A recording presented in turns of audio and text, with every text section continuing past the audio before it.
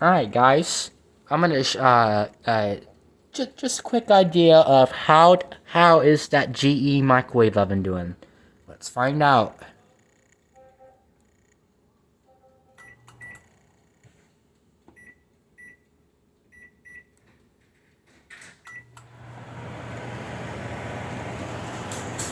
So as you can see, it runs really good.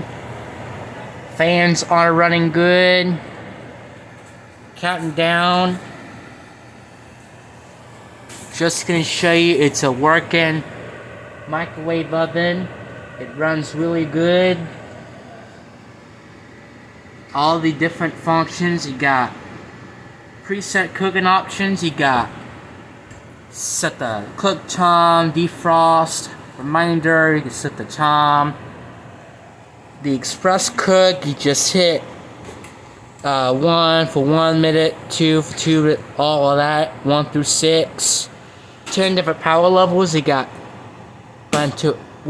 we add 30 seconds. You got turn off your on-off turntable, surface slide, turn on the fan, set the clock, set the delay off, and the start button to stop it. Just gonna show you it's a really working microwave oven. Please like, share, and subscribe. And yeah, thanks for watching.